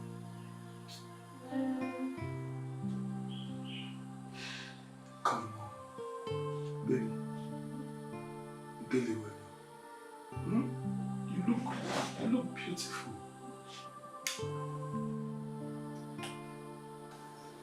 Bessie, Very Bessie. even if it's you. They get it away at video too. Come on, video too. Well, when we be our quick bow out, Bobby with the mammy leg. That a Benny Makeri Malenuku. Even in nowhere. That or what you are, I feel. Okay, can I be away? Even here, I say, I can't get. Then you pan one more body in bow. The dark way. One zero we are. The era, I can run me Boganibo. When me bass and I tie wa war. Meti ya we na ni alo we lelo tuti moto na me agbon wa. Ra ni ya wuna lelo gapa. Odo age won yo gun me bless everybody. I try. Meti we wuna agbere wa ne. Aro pa na yo ni ewe se ni me de na. O gwaligo ya mo ye wuna ri ari we bo. Ma be bo gba ya do kire gbe ma fe mu do. Boni e wa na gbe ọkọ wọn pa wo. No ho we no zere lega. We are going to go to and I'm aware of you. only one food in a row. Oh, we are going to go one on the road. Maybe of you are. We can't win aware of you. It's a level. I'm not going to West. No head to on your way. Yeah. Yamu. I thought we know how. Where are you? When we were there, we were more going to rise. If we are here, I will go when we are here. It's a level. We are over and me. They are with the great war. You were covered by Laboku or Waro. What have we summoned? We are not going to be here. Everyone, Mommy, they are not in the Belhona. Then one we are halfway or be halfway. A dick cannot do. If I know why you let it go. They cannot. Well, we're not going to but only you got a run away. Visa. Why you not know me? What way? La, Whoever passport in your way, I might fall. la, hey, I met a law. I will be. I met a law. I met a law. I met a law. I will be no look at my mail to everybody. Don't give me a tear. No more picture on whom we were in. Would you remember? Yeah, we passport. If I'm here, we're going. Oh, we are going a picture. Have you are here? Immigration office. Ah, Sayo. I'm going. Ah, pues se va ni se va a mi move ba, iya muwa. You are not my father. Oh, be happening. Oh, for we want me we are going to move. I mean, I boy. This was our pattern. Even you go boy. We are here. I do motor. 1 years. I'm over here. Bessie, Jamie one. Man, Jamie Merier. The message this year. No, we are was here. I will call you here. You are good. You are him motor. Supply road way. Okay, Morocco way. Oh, ìgbéró ọkọ rẹ na ìgbéró ọkọ rẹ bi ẹrọ ọga mumuri ajo bo ẹrọ ọga mumuri ajo bo asi ala iwu rẹ gba. That was nice. That was so nice. O carbo wa jere. Carbo jere. Iga wa o ni ma ba haro ya sutra. Wala mie we indukyo mase no me yuko. Atano no lena. Amma Edowe mi logo e hospitale. Ma wo gba wa kewe puri. Ma wo gba wa kewe puri we. Ya do mu go jo mu. So ko panu. Unyiwe imagiri yo keke. Unyiwe keke. Iye pasi mi a wana wuri gbe ari egbepo. Inana mi we ma wo gbari yo paripa.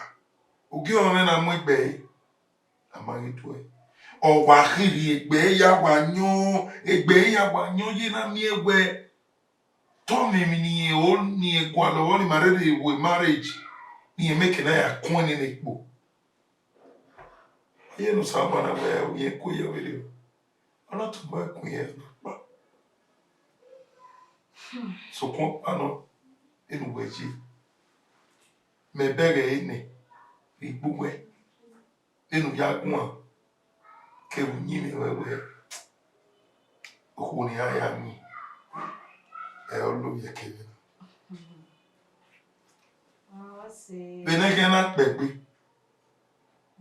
Agaya mi ni pio. Meke na mwegoju wo. Eni aya ta le pie palo. Eni aya ta le enewu. Ebe di mena. Nukuya vie. Ana ta ma we. Ina ta ma we na we. Igaya mi ni pio. Meke na mwegoju wo. Iya inyo go kakeno kino. My baby. Essa Anina Gwene. Ega wa fure obi. We wa agogo. We wa agogo. Agogo. Dom idi arewo. Iti ante mo bi mege. Awi fi ma fagbon me o ma gbon na. Adwo ki na ba. Dom baba. Dom. Afa ko to ege le. Ko do le mo. Ko ro fun ege o ba. Be de ka wude. O, imaka ide nda. Nda mi ogogo. Ewu ya mi. Edege bi ni wire na ni agbe yiro wa. Igazi gbe. Omo Tomo. Bosun Emi mata ni. Papa, o ga mi o. No ga o chi we na mi ege ranya wona. We na mi ege ranya pot. Ranya aeroplane o tinwe o. O ga mi ona. Papa. Beno jere gbe. Eri o jere ba. Eri unyi mo. Papa. We be emu ni kama. Opekere we ogbe mo kuku. Okwo ga di owa. Ni buwo o imu apo hun ajo. O igebe ukoto ojuwe totale. Of you regwela. If no here soon. Wari Edo mere. What is say? Are you? The no do mere. What is say? Da when we jena ni be ki ha meti owo ko ko no wo. Even on the river there. Ana we be ana we here we na na ya so le wa. Ya do to me. Ya we. Uba se fe ni ya wo man. Dege e ko ro bi le lo dege to of bi le ko igai. Nta ya we no ka na we no ka we. O e bi no ti ni e. Mama. Igo ye ka ro yo na o. Papa why you say to me?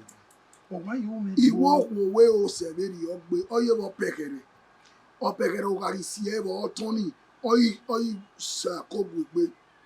Fi o boyo wa e bi no to e. Mo kuku. Mbona anytime about no me why the head to 2 minutes me na ikapo pa mu were ya ge ko ene me ga ri yeto ibe gbegbe to ka ko ge baba wewe e ba ye mo pa gbo fi o ire ni a ga no ga pope no baba do mo la de mi o gbegbe ibe do ko ibe ni mo le ji e to e wa na he de ge idiotic. What's it? That would be a very smart one. Mama, we on to pani da una. We to pani wa da una. We cave of your wa here we wa de Boy. Oh, that's my father.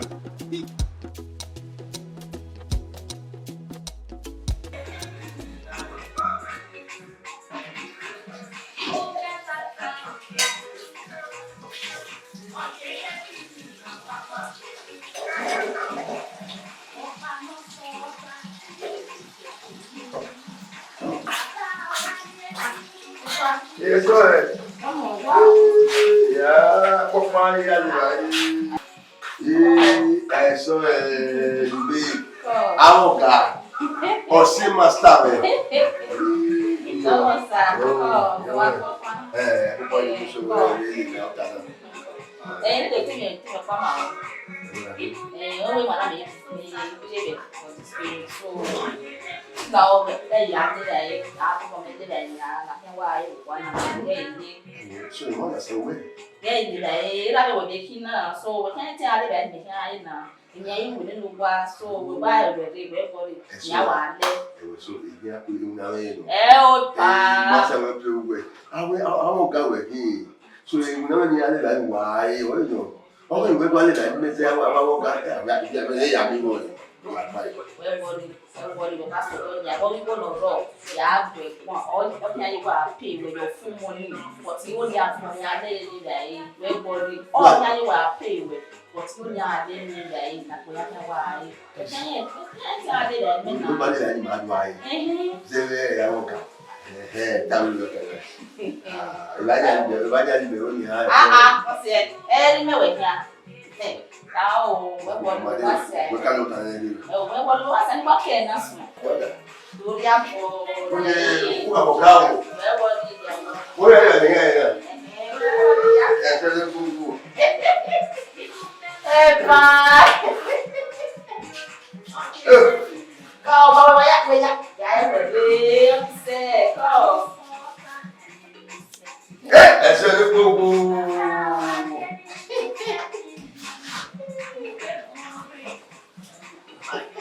Wọ́n á bẹ̀ jẹ́ ọ́. Ìyá ọ̀fìn wọn, ìsìnkà.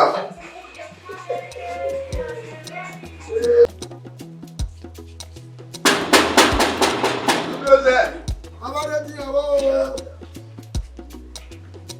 Arẹ́bàkó. Mìíràn.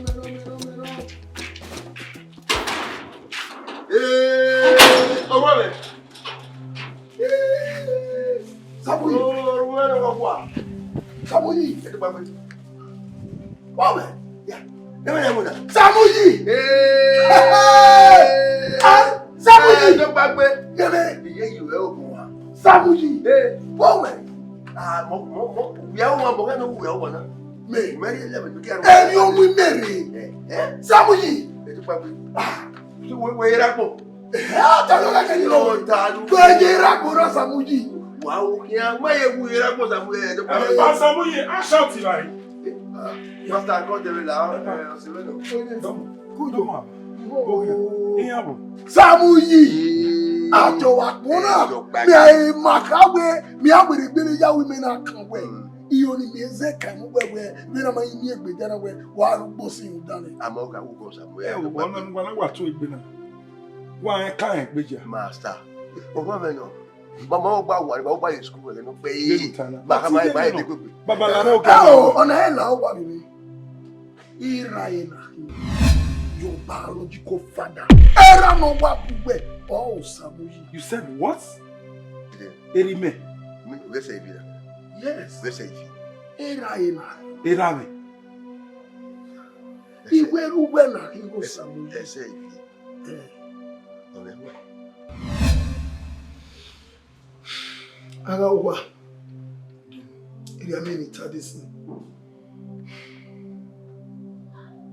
wíyú ẹwú yékéré irúgbẹ́ ẹnu tó ta náà nìyà bẹ́ẹ̀ni mẹ́kọ́ yẹ́rẹ́ gẹ̀ yìí ọ̀bọ̀ ọmọ yẹ́rẹ́ sọ yìí ọ̀bọ̀ àsọ yẹ́rẹ́ rí ọ ẹ̀ẹ́dọ́ àwọn ènìyàn gbìmọ̀ náà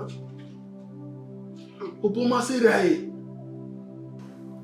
ẹ̀gbọ́n rírà yìí afẹ́fẹ́fẹ́ yẹn mu era obiere ona we ni eko akoko we bo imani ge wo bo mo so e ma na gbiju e ma na iso e bi o we no je na ni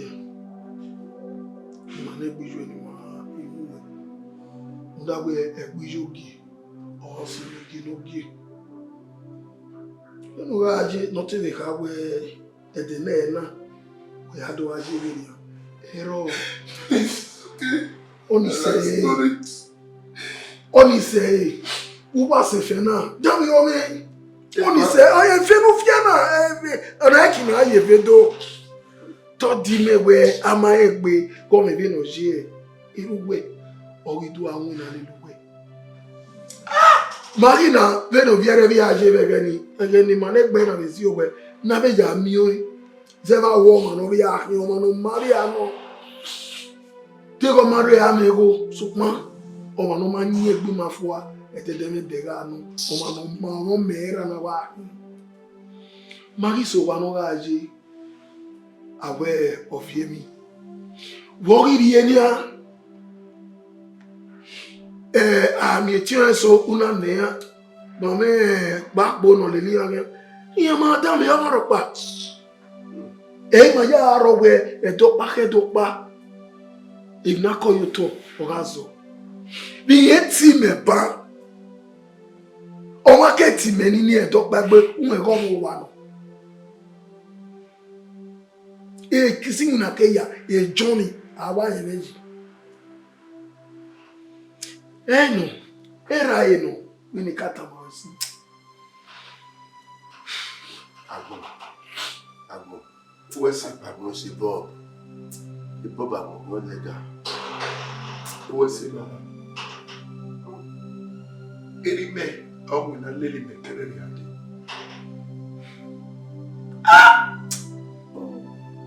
Only say Baba. Samuji. Baba.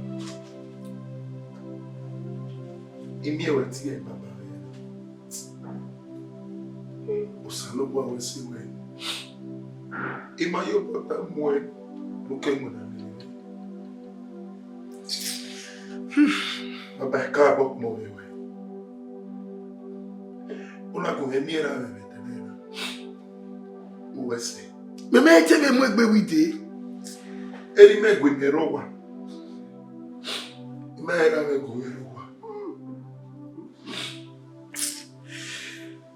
Samuji. Baba Wesi. Mama. Baba. Je ne t'ai pas de Baba. Il y a fait noter. Non, I burn it. Mobile. I say I burn it. Mobile mo wire. Mama, anytime no. Baba, what be it? Osawesi, Osaka Bowesi. He go back there. We can do that, man. Yes, yes. And when he borrow,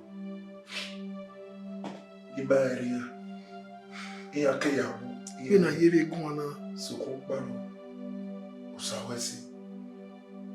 Teti kari upo na ya mwira ni kare ya ti. No si enese na ma.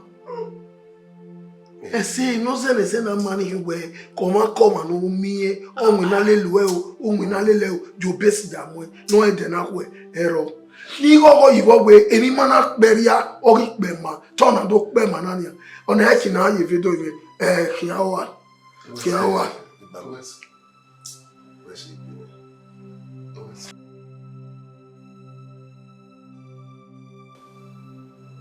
That's why. Where a bounce Osamuyi no live He's my biological friend. What? As in, you understand? Era. You hear me? Why are you? Uncle me. Ni yele sini. Yo even. Me yon jiji by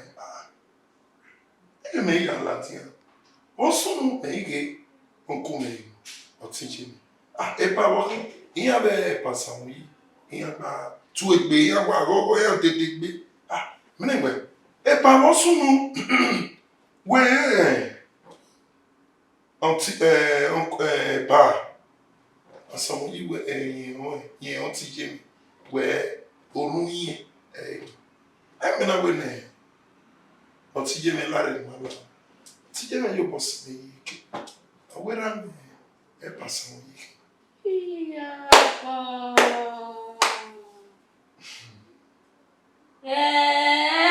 What a life.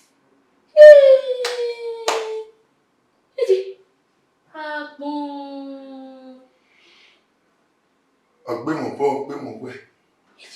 Kika bo mo salo po we. Oyi we. Ogu we ni pasan yi erami. No ya leba me wo wa kere de ade. Ima e ba be so kan mo ite. Ima e te me no gbe bi ma ite. Ima e we dan we o emi dan de. Iba lele yen we isagi na okuru same. Eu. Ba. Igogo. Ikagogo. Agwa le mani gogo seba. Mona mena ba owa. Da ukwe kume ya. Unite o kere de ade. Igiro. Era no tevero imamio. So compano megi on le va ni me bo wime. O be gege ogogo me. Ogele von. Ose na ya wo salupo na pologbe. E ugbe na ta kirikiri. Ibi no gba gilita rege ni owa do mo ese. Salupo na pologbe. Ora teme na rege ni. Oh, salupo na do mo ese. Obi ide ti emi omo pa ni ebiere ni. Ni atede me ne omo ni ome. What do I say? Oh, avenu ene we esagi huru same. Ne no bi e no hu ye kia de we na. Ye wo dia. No.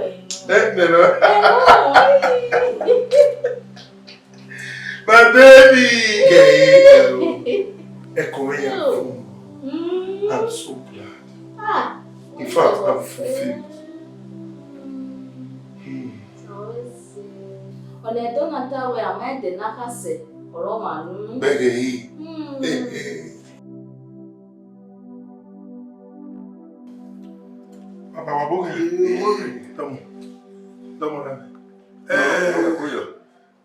Papa, Samuyi.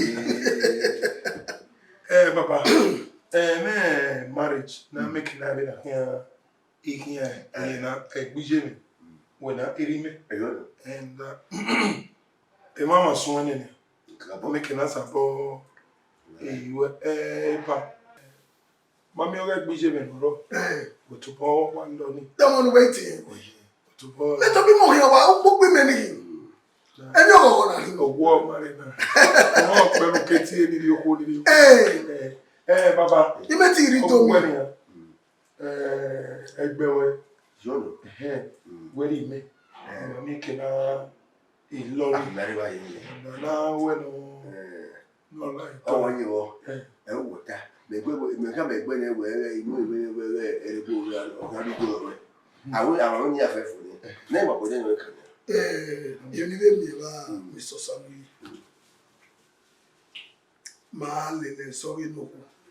My date. Don't make it now a concrete date in my hand. Come on, on the 18th, you know. On the 19th, you know. What are you? Who feel good? My you know, I am. My they never let them. Baba Sonia. Gather when I go. I was there not more. I boku. I have my kodu. I boku. I have my Victoria. Victoria. Oh, what you want? My work. What's the I make Buyania? You know why I go. Why I come to my yammy, we hear you, my make bow, honey. I hear it in the money. He do put at the way I clear hammer. It will think you know. My dad, May, and we yogi, or sing yogi no give. My God, your own mommy. Men nana is your wasimita. I will miss soy. And I am a cuckoo, the cuckoo come my wife. Oh, we could go one. What you say, baby? Marita, we very easy. He have to have a good amount. You only Samuyi. Samuyi. The baby, Yakame, the tail, a year away, my body no. And then nobody do. Everybody. You know what? He better. Hey, no be man, no go. Who born it? You born it. You born me. You born me.